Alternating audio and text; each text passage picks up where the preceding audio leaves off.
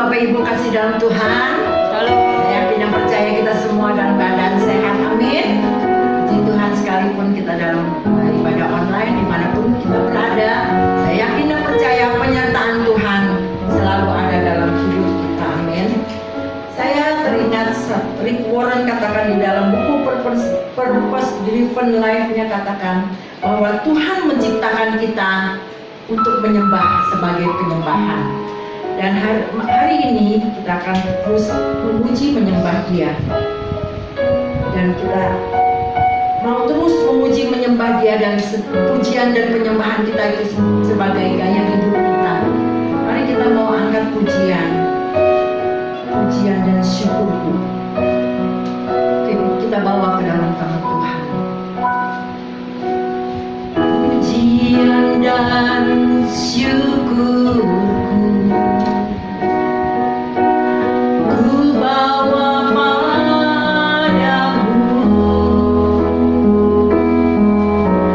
dengan rendah hati ku bersyukur.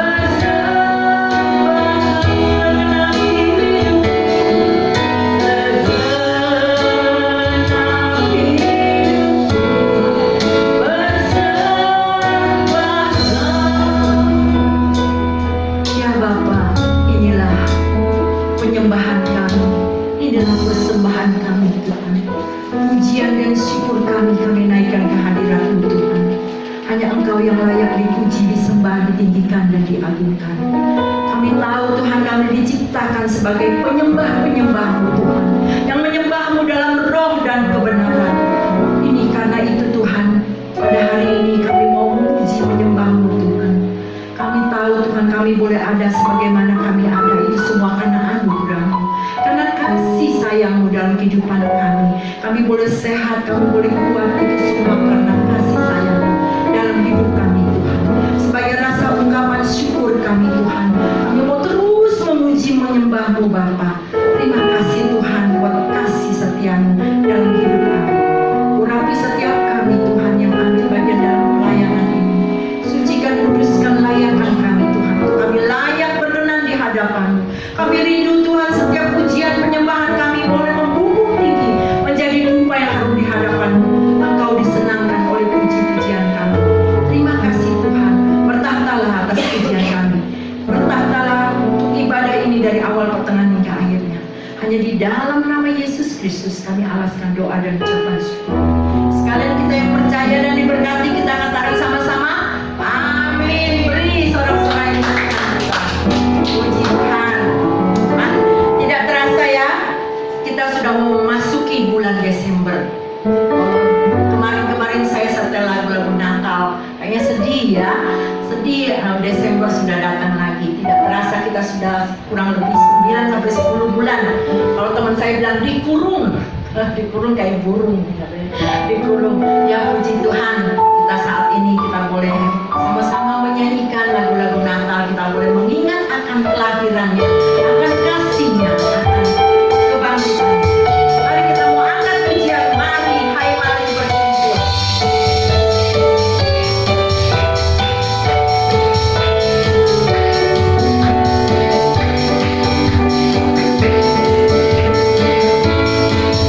Maria,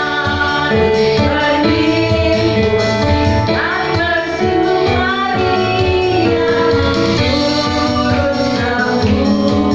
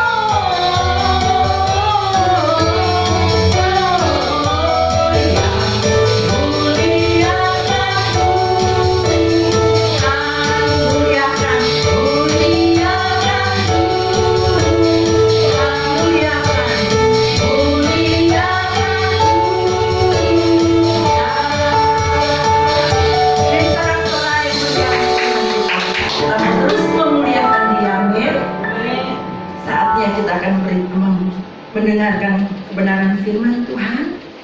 Hari ini kita akan menerima perjamuan kudus. Biarlah perjamuan kudus ini bukan hanya seremonial, tetapi kita mau mengingat akan cinta kasihnya, akan salibnya, akan pengorbanannya. Kalau dia boleh mati, dia sudah mati untuk menebus kita. Dan kita mau siapkan hati kita mau angkat pujian. Karena salibmu ku hidup, karena salibmu ku menang. Kita akan pujian ini dari level saja.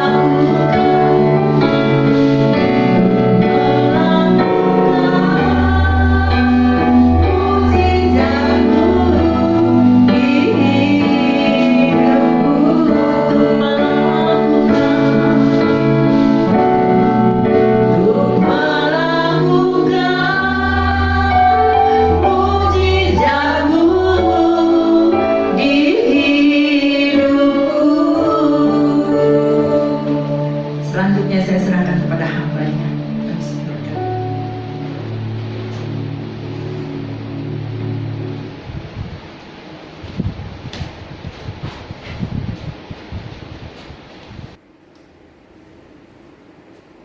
Mari kita tundukkan kepala, kita masuk dalam doa. Bapa di dalam surga, terima kasih kami masih punya kesempatan untuk beribadah. Bahkan kami sudah mulai memasuki bulan Desember, di mana kami akan merayakan hari kelahiran-Mu. Tuhan, berkati waktu-waktu pemberitaan firman-Mu ini, supaya setiap benih firman Tuhan yang ditaburkan tidak kembali dengan sia-sia, tetapi membuat hidup kami berubah semakin serupa dengan Kristus Yesus junjungan kami. Kami menyerahkan media yang kami gunakan untuk beribadah. Kami gunakan tempat dimanapun kami beribadah. Kami menyerahkan hati dan pikiran kami supaya bisa fokus mendengarkan firman-Mu dan tidak dicuri oleh si iblis. Hanya di dalam nama Yesus kami berdoa dan bersyukur. Amin. Shalom Bapak Ibu Saudara. Selamat Natal.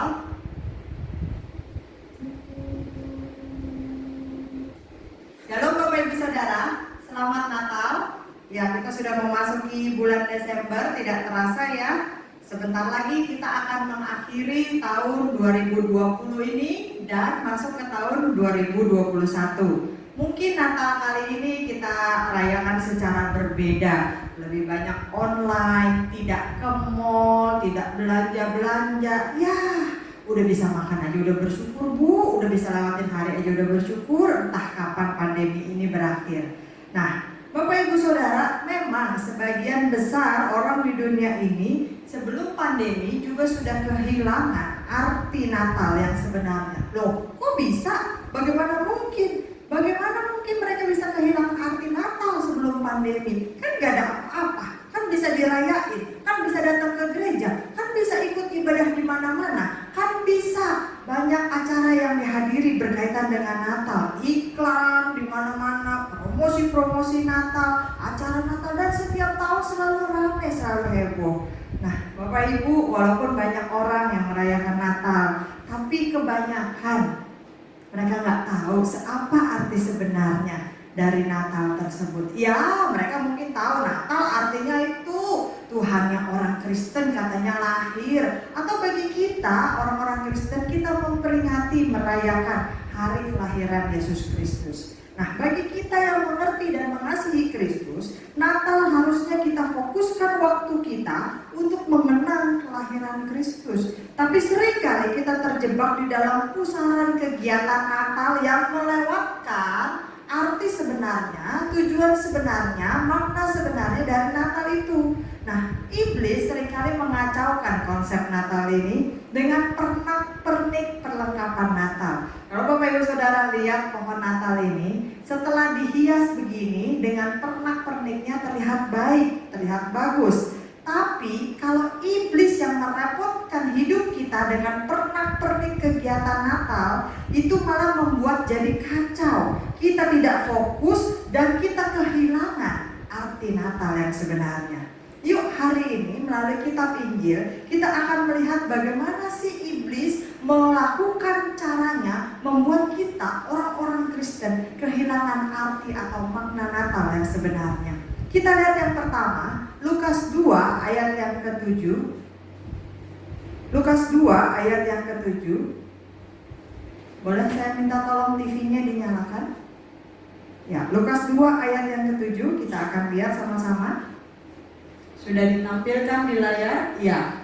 Dan ia melahirkan seorang anak laki-laki, anaknya yang sulung, lalu dibungkusnya dengan lampin dan dibaringkannya di dalam palungan. Karena tidak ada tempat bagi mereka di rumah penginapan.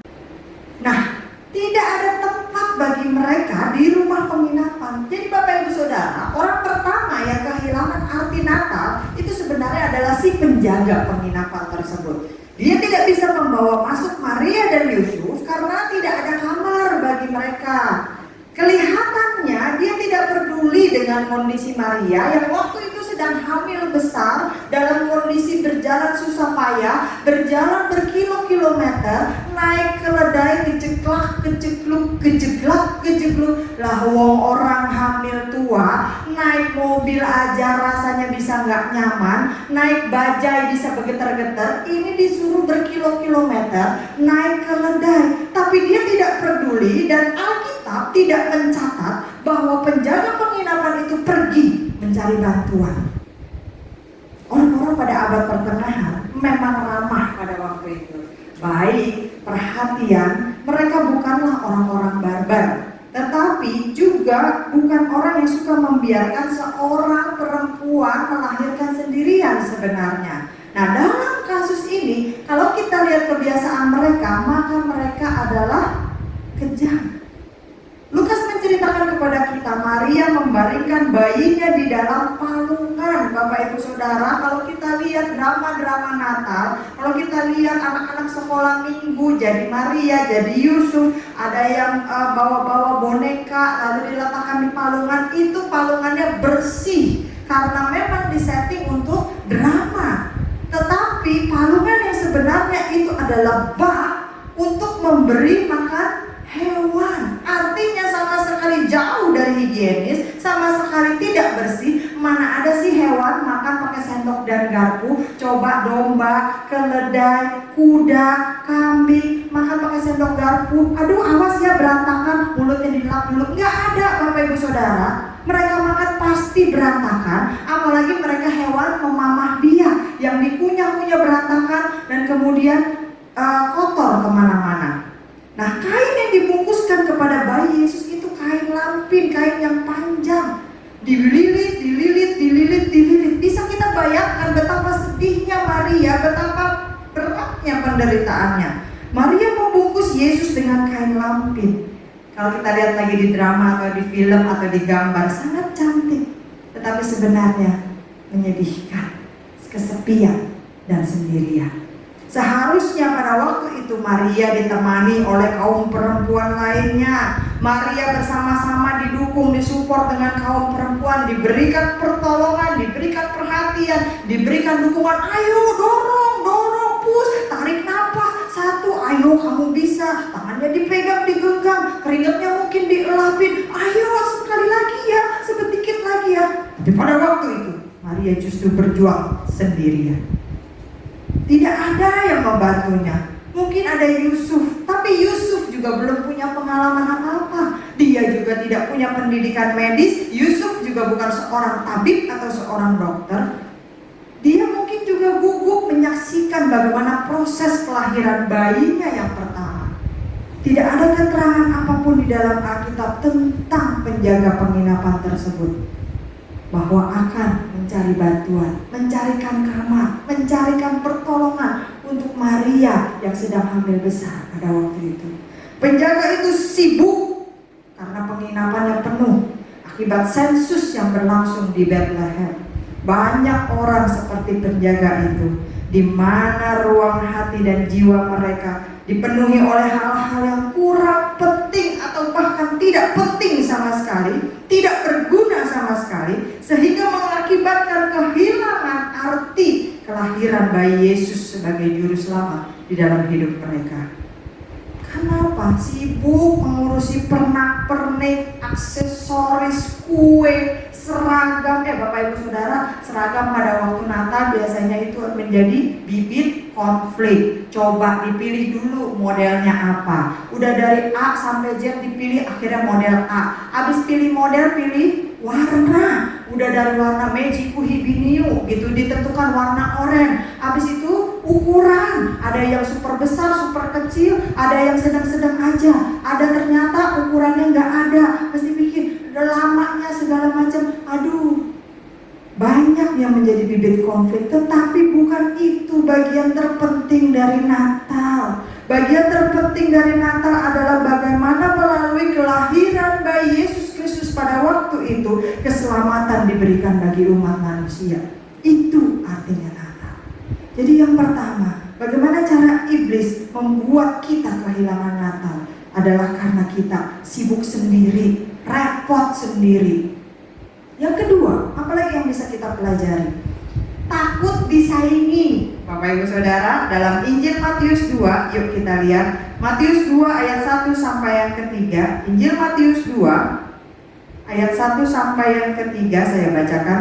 Sesudah Yesus dilahirkan di Bethlehem di tanah Yudea pada zaman Raja Herodes, datanglah orang-orang Majus dari timur ke Yerusalem dan bertanya-tanya, di manakah dia raja orang Yahudi yang baru dilahirkan itu? Kami telah melihat bintangnya di timur dan kami datang untuk menyembah dia.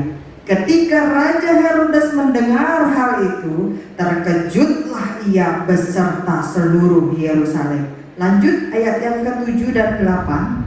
Lalu dengan diam-diam Herodes memanggil orang-orang Majus itu dan dengan teliti bertanya kepada mereka bila mana bintang itu nampak. Kemudian ia menyuruh mereka ke Bethlehem, katanya, pergi dan selidikilah dengan seksama hal-hal mengenai anak itu, dan segera sesudah kamu menemukan dia, kabarkanlah kepadaku supaya aku pun datang menyembah dia. Nah, Bapak Ibu Saudara, Herodes adalah raja pada waktu itu. Dia pura-pura ingin menyembah Yesus, padahal sebenarnya dia cemburu buta. Dia takut disaingi karena orang bilang, di mana raja orang Yahudi yang baru lahir itu? Hah? Ada raja lain selain dirinya? Herodes menjadi panik, gelisah. Kalau dalam kata Yunani-nya disebut taraso, karena dia takut ada saingan, ada kompetitor, ada raja lain yang akan menggantikan posisinya. Herodes adalah seorang yang pintar, Bapak Ibu Saudara. Dia seorang petarung yang cakap, orator dan diplomat yang hebat. Tetapi ia juga seorang yang kejam dan tidak kenal belas kasihan. Orang yang penuh iri hati dan curigaan. Takut, sangat takut sekali. Posisinya sebagai raja tergeser oleh siapapun.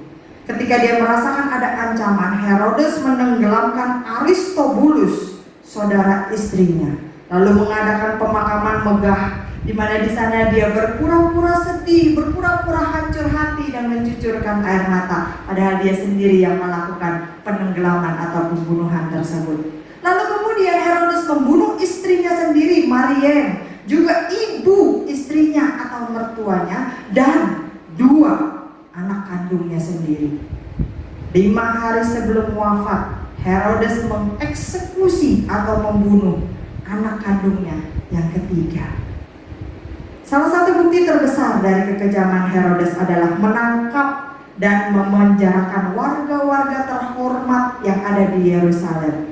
Dan ketika dia merasa kematiannya sudah dekat, dan dia merasa tidak ada orang yang sayang sama dia merasa ketika dia mati nanti gak akan ada orang yang bersedih untuknya, maka Herodes mulai membunuh para tawanan-tawanan tersebut, yaitu warga-warga terhormat yang dia tangkap. Supaya apa? Supaya warga Yerusalem bersedih, seolah-olah menangisi kematian Herodes.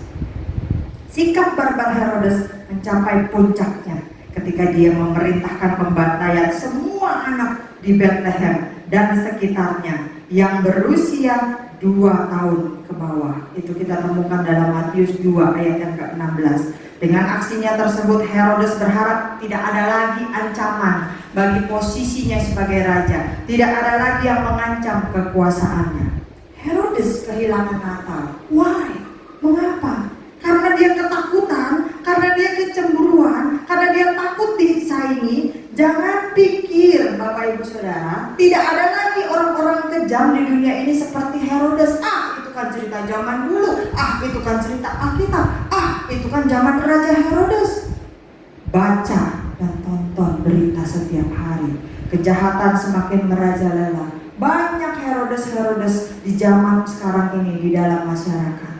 Sekarang ini banyak orang takut untuk menyerahkan rencana, kepentingan, dan nilai-nilai moral mereka. Mereka takut datang kepada Kristus, mereka takut percaya kepada Kristus, mereka takut mengaku sebagai orang Kristen karena mereka merasa kalau jadi orang Kristen, kalau menjadi orang percaya itu hanya akan mengekang gaya hidup mereka. Jadi orang Kristen ribet bin repot, ini nggak boleh, itu dilarang, ini jangan, itu berdosa. Yesus ingin memiliki kehidupan kita. Artinya kita harus mengubah kehidupan kita disesuaikan dengan apa yang Dia mau. Dunia berkata orang berhak atas hidupnya sendiri, hidup-hidup gua yang ngatur, duit-duit gua yang pakai, rumah-rumah gua, mobil-mobil gua, terserah gua dong, hak gua sendiri, gua mau bikin apa dengan rencana gua. Itu kata dunia, Bapak Ibu Saudara. Dunia ini penuh dengan raja-raja tanda petik, orang-orang yang tidak mau tunduk kepada Kristus sehingga kehilangan makna Natal. Seperti Herodes, tidak mau disaingi, hanya mau menjadi yang utama di dalam hidupnya sendiri. Padahal kita sebagai orang-orang Kristen harus menaruh Kristus sebagai sosok yang paling utama di dalam hidup kita, dan kita melakukan penundukan diri di bawah kaki Yesus. Yang ketiga, apalagi yang iblis lakukan untuk membuat kita kehilangan makna Natal? Sombong, sotoy, atau sok tahu. Matius 2 ayat 4 sampai yang ke-6.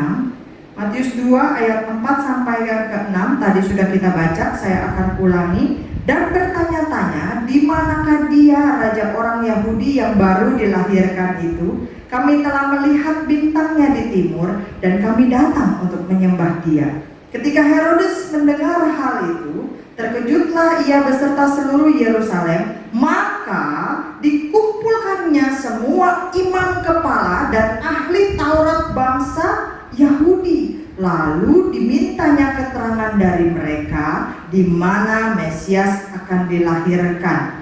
Mereka berkata kepadanya, di Bethlehem di tanah Yehuda, karena demikianlah ada tertulis dalam kitab Nabi. Dan engkau Bethlehem tanah Yehuda, engkau sekali-kali bukanlah yang terkecil di antara mereka yang memerintah Yehuda, karena daripada mula akan bangkit seorang pemimpin yang akan menggembalakan umatku Israel. Nah, ayat yang tadi kita baca ini mencatat bahwa Herodes mengumpulkan ahli-ahli pemerintahan, bahasa, astrologi, kebudayaan, politik, ahli Taurat, ahli agama, semua ahli dia kumpulkan. Nah, sebenarnya ahli-ahli Taurat dan para imam udah tahu di mana Mesias akan dilahirkan. Karena Mika 5 ayat yang kedua sudah meramalkan, sudah menubuatkan bahwa Bethlehem akan menjadi tempat kelahirannya. Itu ada di ayat yang tadi sudah kita baca juga. Nah, satu hal yang masih ditunggu bangsa Yahudi sampai hari ini adalah Mesias itu datang. Mereka menunggu pembebas sepanjang sejarah mereka, khususnya pada waktu itu ketika mereka berada di bawah penjajahan bangsa Romawi. Nah, bagaimanapun imam-imam dan ahli Taurat yang sudah tahu ada kelahiran Mesias, sudah tahu ada nubuatan, sudah tahu di mana TKP-nya, sudah tahu di mana lokasinya, tetapi mereka tidak tergerak untuk mencari tahu bahwa apakah mungkin bayi itu adalah Mesias. Ketika orang-orang dari luar, orang-orang Majus itu jauh-jauh datang mengikuti bintang mencari sang Mesias, justru para imam dan ahli-ahli Taurat yang sudah mempelajari nubuatan itu selama puluhan bahkan ribuan tahun, mereka yang lebih dekat, tetapi mereka tidak tergerak bahkan untuk datang dan ngecek benar nggak ini Mesias yang lahir sesuai dengan nubuatan yang selama ini kita pelajari. Mengapa mereka kehilangan Natal? Karena mereka sombong, mereka sok tahu, mereka tidak peduli, mereka cuek, mereka merasa punya semua informasi, tetapi mereka tidak bisa menemukan Mesias karena mereka terlalu percaya dengan diri sendiri. Mereka hanya peduli dengan diri sendiri dan mereka merasa sebagai orang-orang yang paling tahu tentang Taurat. Mereka bangga dengan hal itu. Mereka bangga dengan kesombongan mereka sehingga menjadi lemah, sehingga menjadi lalai, sehingga menjadi orang-orang yang sok tahu. Ketika Yesus hadir, mereka malah membencinya, menghinanya, merencanakan pembunuhan dan mengincar darah Yesus tertumpah. Banyak sekali orang kehilangan arti Natal karena mereka tidak sadar bahwa mereka orang-orang berdosa. Mereka merasa diri mereka paling benar. Mereka merasa mereka tidak menyakiti orang lain. Mereka merasa punya aturan sendiri di dalam hidup mereka. Mereka cuek terhadap Kristus. Mereka menolak berita keselamatan. Mereka tidak peduli dengan Injil yang diberitakan. Mereka tidak tertarik berada di dalam keselamatan karena mereka pikir mereka bisa hidup sendiri dengan aturan dan kebenaran mereka sendiri. Mereka tidak mengerti bahwa upah dosa adalah maut. Roma 6 ayat yang ke-23. Kita lihat. Roma 6 ayat yang ke-23. Sebab upah dosa ialah maut, tetapi karunia Allah ialah hidup yang kekal dalam Kristus Yesus Tuhan kita. Dan Yesus Kristus lahir untuk membereskan dosa-dosa kita. Karena kita tidak bisa membereskan dosa kita sendiri, tidak bisa membereskan kekacauan kita sendiri, tidak bisa keluar dari kubangan dosa kita sendiri. Sebab itu kita butuh juru selamat. Tapi kalau kita sombong, kalau kita sok tahu, kalau kita merasa benar sendiri, maka kita akan kehilangan arti Natal tersebut. Lalu kita lanjut lagi. Apa lagi yang mau iblis lakukan untuk membuat orang Kristen kehilangan arti Natal? Agama ritual, atau hanya sekedar tradisi, hanya sekedar seremoni. Lukas 2 mengindikasikan adanya kelompok lain yang juga kehilangan arti Natal. Gembala-gembala di padang pergi menyambut kelahiran juru selamat. Yang pergi siapa? Gembala. Kalau Bapak Ibu Saudara baca dari Lukas yang kedua. Tetapi banyak orang di Yerusalem tidak peduli. Gembala yang ada di padang, gembala yang ada di luar kota, gembala yang ada di tempat terpencil, sedang jauh dari kota, jauh dari keramaian, jauh dari pusat informasi. Mereka yang justru datang meninggalkan gembalaan mereka untuk mencari kelahiran juru selamat. Dari semua orang di Yerusalem, Allah memilih para gembala. Pada waktu itu adalah level yang paling rendah, kumpulan yang paling hina, yang dianggap kalau bapaknya udah jadi gembala, anaknya bakal turun lagi jadi gembala. Itu kasta yang paling rendah dan udah gak ada harapan seterusnya akan menjadi gembala. Mereka akan tinggal di luar kota untuk menggembalakan domba-domba mereka, entah itu domba sendiri ataupun menjadi gembala bayaran upahan dari domba-domba orang lain. Nah, mereka kumpulan yang paling hina ini justru menerima kabar paling penting tentang kelahiran Yesus, Sang Juru Selamat. Tidak seorang pun di Yerusalem melihat kelahiran Yesus selain orang-orang yang mereka anggap hina itu. Bapak Ibu Saudara, banyak orang-orang di Yerusalem kehilangan Natal. Kelahiran Yesus merupakan terwujudnya semua impian sebenarnya, harapan, peristiwa yang mengubah dunia.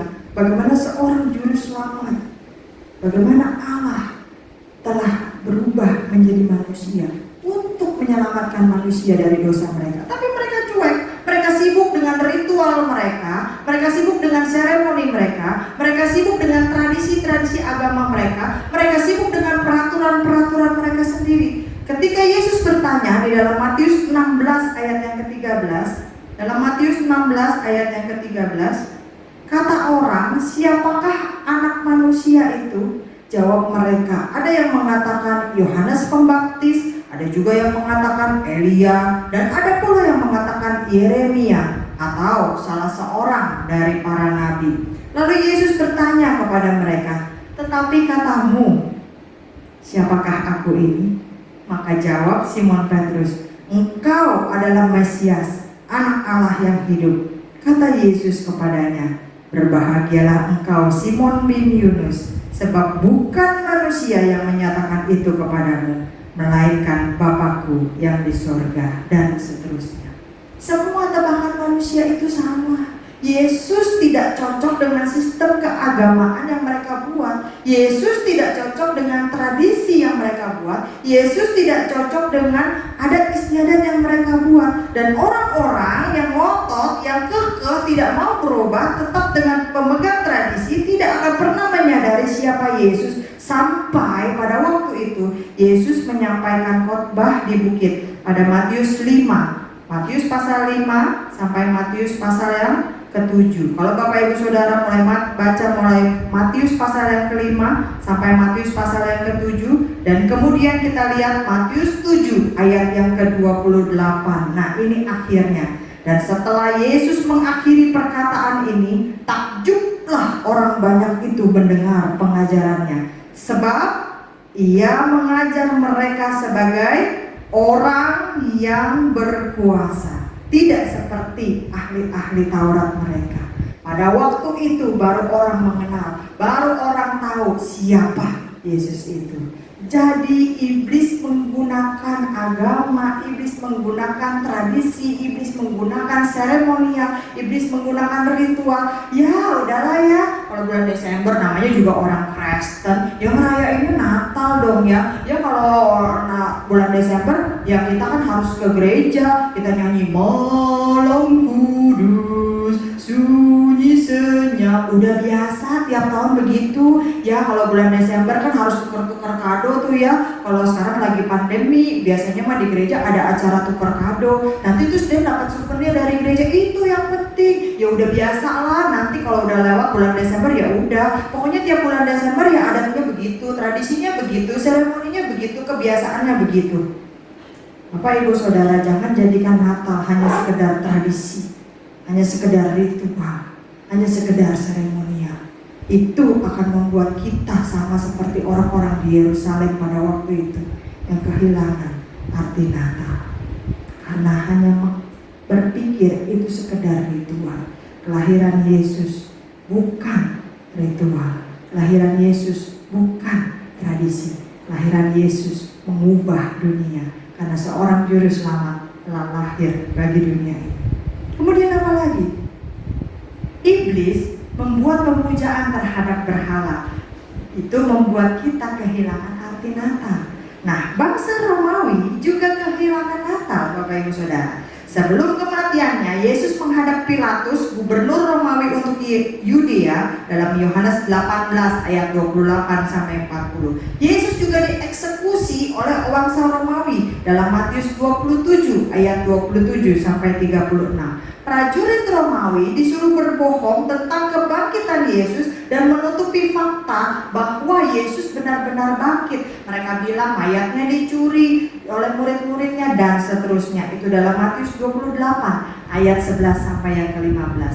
Bangsa Romawi kehilangan arti Natal karena pemujaan berhala yang mereka lakukan. Apa yang mereka kerjakan? Mereka memuja diri mereka sendiri sebagai dewa atau Tuhan. Kristus tidak cocok dengan mereka. Mereka menyembah banyak dewa, banyak dewi. Puncak pemujaan mereka adalah kaisar mereka yang dianggap sebagai keturunan dewa. Nah, dunia sekarang ini juga sedang melakukan penyembahan berhala, menyembah kepentingan diri sendiri, menyembah uang, menyembah free sex, menyembah materi, menyembah mobil, rumah, menyembah pekerjaan, menyembah kekuasaan, menyembah gengsi. Itu semua yang mereka anggap penting dan mereka taruh yang paling utama. Semua hal tersebut adalah dewa-dewi berhala pada abad modern ini. Kalau kita orang yang mengejar kesenangan duniawi semata, lebih mengutamakan kesan daripada kebenaran, lebih mengutamakan hal-hal lahiriah yang bisa hilang ketimbang hal-hal rohani, hati-hati Bapak Ibu Saudara. Mungkin kita sudah mulai masuk ke arah penyembahan berhala di zaman modern ini, dan kita sudah mulai kehilangan arti Natal. Tidak harus kok waktu Natal beli baju baru, tidak harus kok waktu Natal pamer-pamer perhiasan, tidak harus kok waktu Natal beli-beli makanan mewah, tidak harus kok waktu Natal kita mengadakan open house mengundang seluruh RT RW kelurahan kecamatan, tidak harus kok waktu Natal kita pergi liburan keliling dunia. Tidak harus hal-hal materi seperti itu. Tapi cek bagaimana ketika Natal ini, apakah rohanimu semakin bertumbuh, semakin maju, mendekat kepada Kristus, atau malah semakin mundur dibandingkan Natal tahun yang lalu? Itu yang paling penting. Kalau kita sudah mulai lebih mengutamakan hal-hal materi, lebih mengutamakan hal-hal yang tampak semu di depan mata, hal-hal jasmania, hati-hati. Jangan-jangan kita sudah mulai terseret ke arah penyembahan berhala. Coba cek apakah ada berhala di dalam hidupmu. Yang terakhir Bapak Ibu Saudara, bagaimana cara iblis membuat kita kehilangan arti Natal? Dengan meremehkan. Nah, ini seringkali penyakit yang ada pada setiap orang, cuma nggak disadari. Mungkin yang paling menyedihkan dari semuanya di dalam kisah kelahiran Yesus ini justru adalah orang-orang Nazaret. Mereka yang paling terkena dampak kehilangan Natal. Yesus dibesarkan di kota Nazaret. Kalau Bapak Ibu Saudara lihat Lukas 2 ayat 39 sampai 47.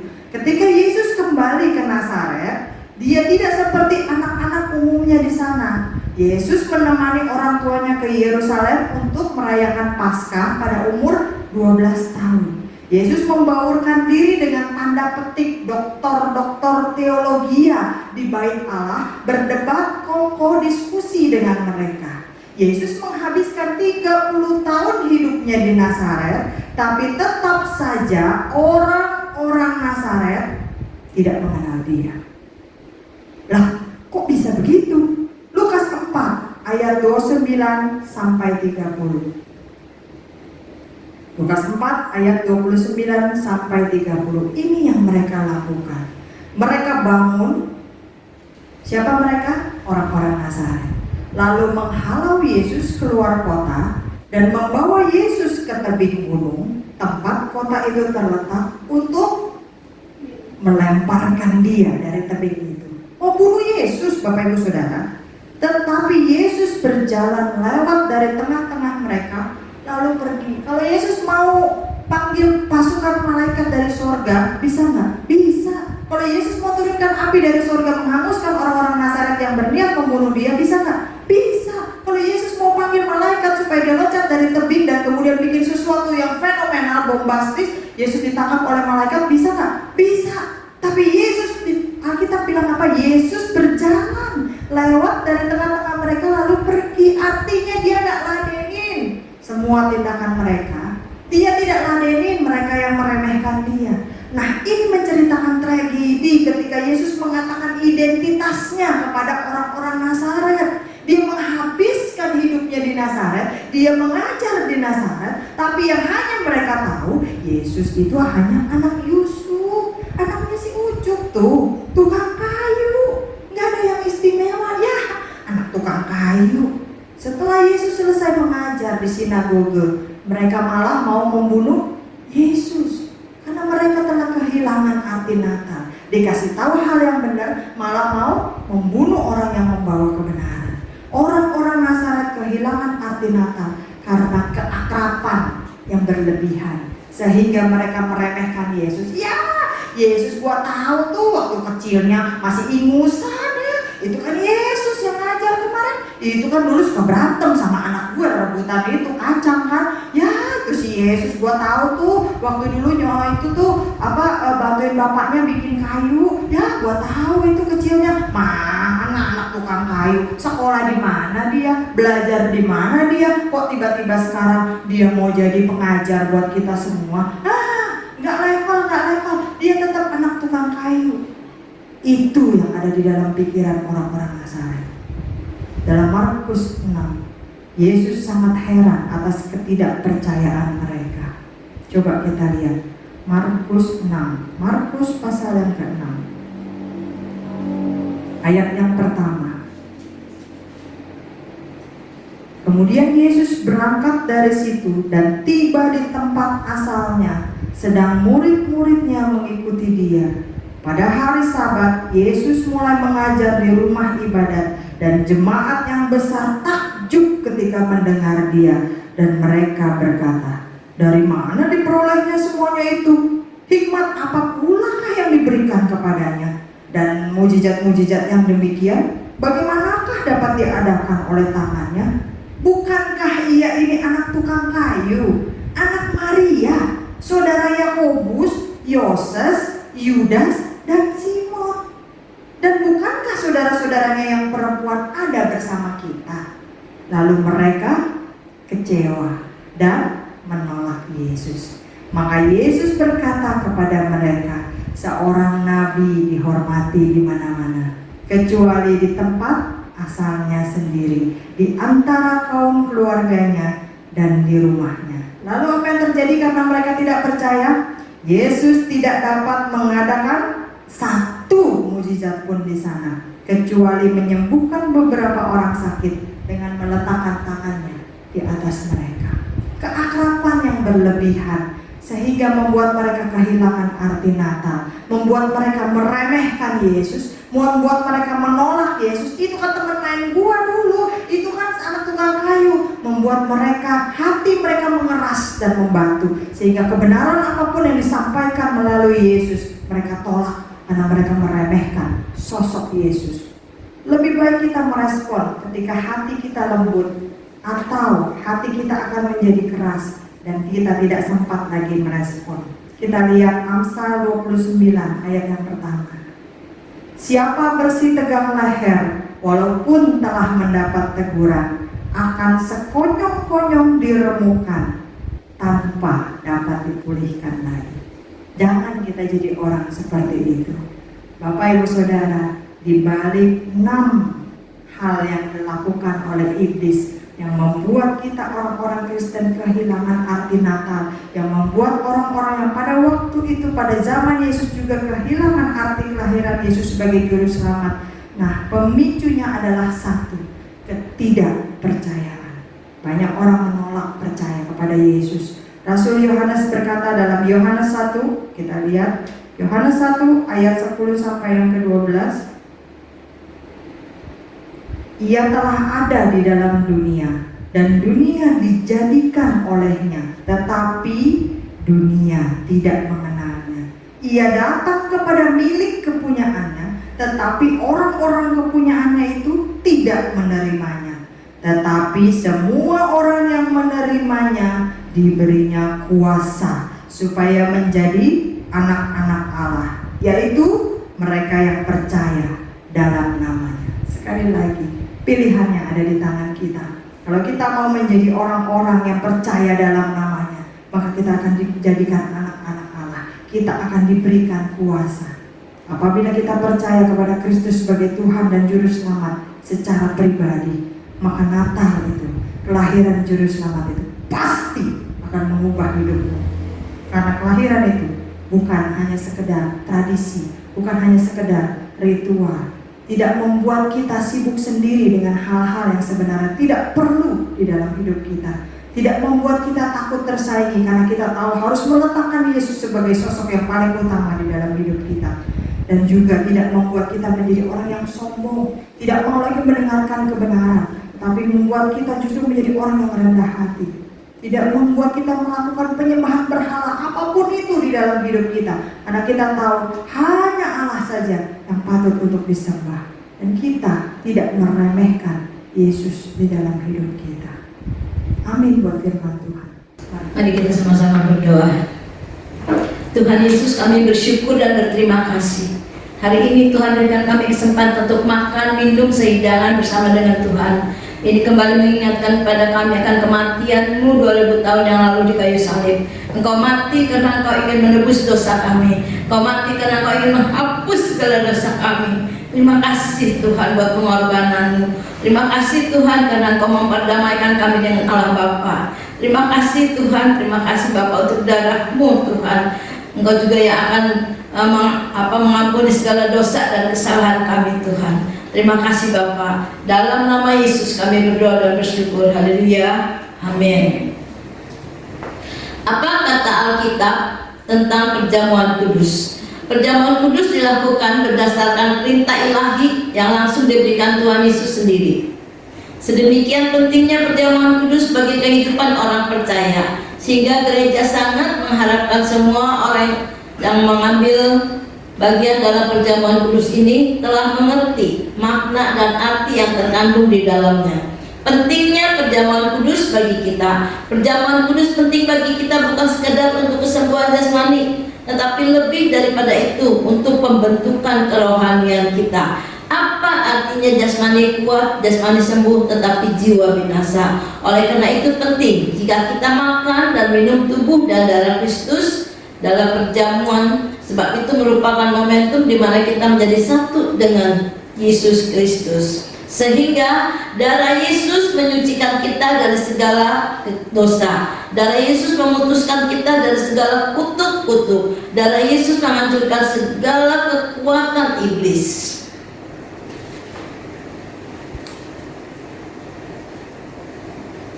Karena itu hendaklah tiap-tiap orang menguji dirinya sendiri, dan baru sesudah itu ia makan roti dan minum cawan itu. Karena barang siapa makan dan minum tanpa mengakui tubuh Tuhan, ia mendatangkan hukuman atas dirinya. Jadi barang siapa dengan cara yang tidak layak makan roti atau minum cawan Tuhan, ia berdosa terhadap tubuh dan darah Kristus. Kita angkat tubuh Kristus lebih tinggi dari kepala kita. Dan ketika mereka sedang makan, Yesus mengambil roti, mengucap berkat, memecah-mecahkannya, lalu memberikannya kepada murid-muridnya dan berkata, "Ambillah, makanlah, inilah tubuhku." Kita makan bersama-sama dalam nama Tuhan Yesus.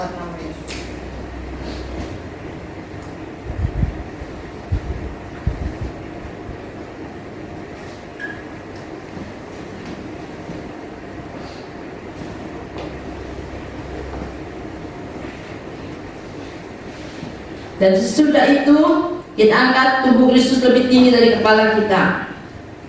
Dan sesudah itu ia mengambil cawan, mengucap syukur, lalu memberikannya kepada mereka dan berkata, "Minumlah kamu semua dari cawan ini, sebab inilah darahku, darah perjanjian yang ditumpahkan bagi banyak orang untuk pengampunan dosa." Kita minum bersama-sama dalam nama Yesus.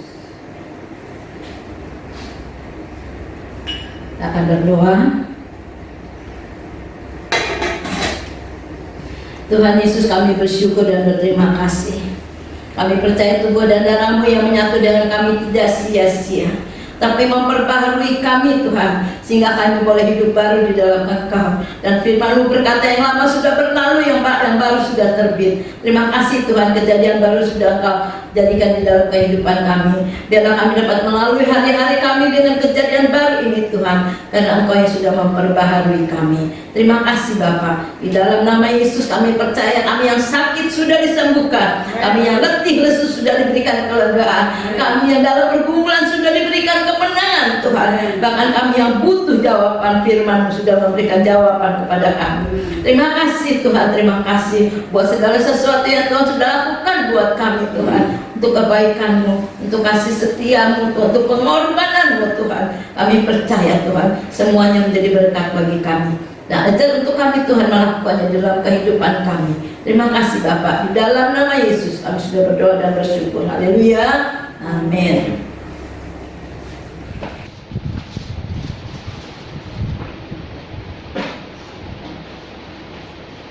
Ya, puji Tuhan, kita semua sudah menerima kebenaran firman Tuhan. Saya yakin dan percaya firman yang ditaburkan tidak akan kembali dengan sia-sia, melainkan boleh berakar, bertumbuh dan berbuah-buah, dan buahnya dapat dinikmati banyak orang. Terima kasih untuk hambanya yang telah menyampaikan kebenaran firman Tuhan. Kami yakin dan percaya Tuhan akan memberkatinya dengan berlimpah-limpah. Oke, puji Tuhan. Ya, Bapak Ibu saudara kekasih dalam Tuhan, kami sangat mengharapkan dukungan Bapak Ibu dalam persembahan. Sekalipun dalam pandemi ini gereja membutuhkan dana untuk operasional ibadah online terutama. Dan kami yakin dan percaya Tuhan, ibadah persembahan yang Bapak Ibu berikan tidak akan sia-sia. Tuhan akan membalas dengan berlipat ganda. Dan untuk persembahan itu Bapak Ibu dapat mentransfer nomor di bawah ini yang sudah tertera di layar. Terima kasih untuk persembahannya. Tuhan Yesus memberkati. Nah, kita menaikkan doa syafaat dan kita angkat pujian lagi karena salib menumbuh hidup. Biarlah salib itu yang terus mengingatkan kepada kita. Kalau kita boleh hidup, kita boleh menang, kita boleh ada. Itu semua karena Tuhan yang sudah menyediakannya buat kita.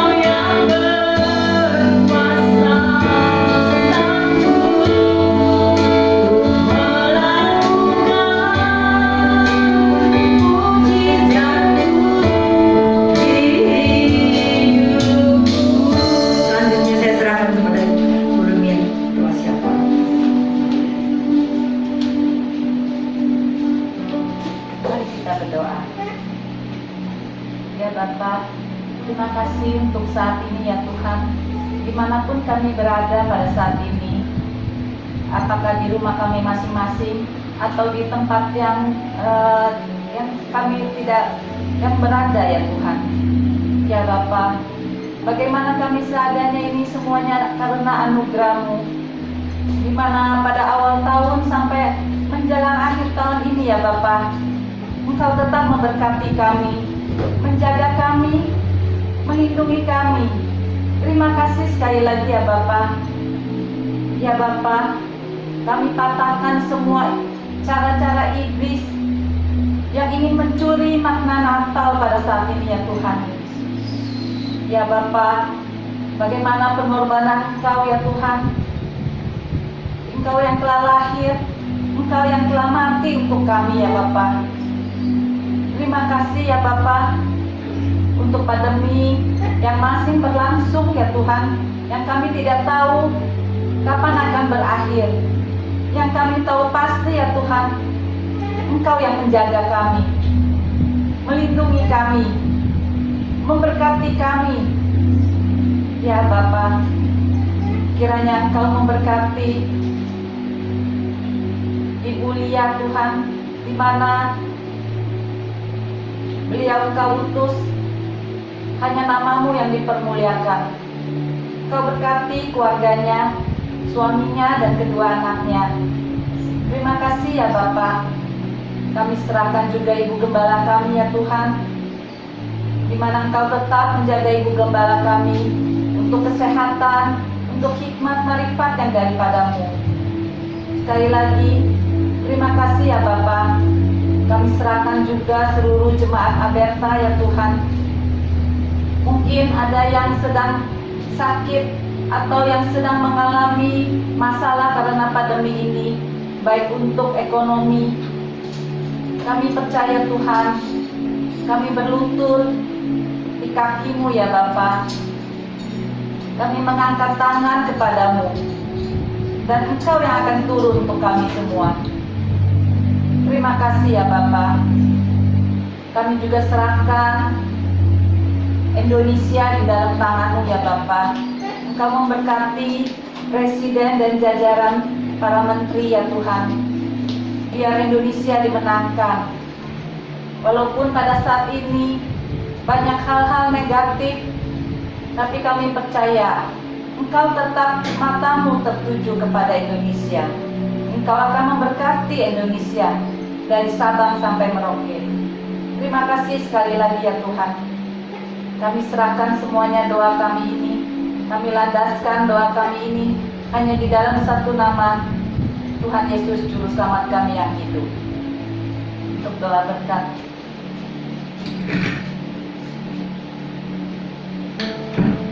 Kekasih-kekasih Kristus yang diberkati Tuhan, pulanglah dan terimalah berkat Tuhan. Turunlah kiranya atas saudara-saudara semua kasih, karunia, dan damai sejahtera dari Allah Bapa, pengampunan dan kasih sayang dari Tuhan Yesus Kristus, penghiburan, penyertaan, bahkan pimpinan yang melalui kuasa Roh Kudus memimpin kita sekalian, mulai saat ini sampai Maranatha Yesus datang yang kedua kali. Di dalam nama Tuhan Yesus kami sudah berdoa dan bersyukur. Haleluya. Amin.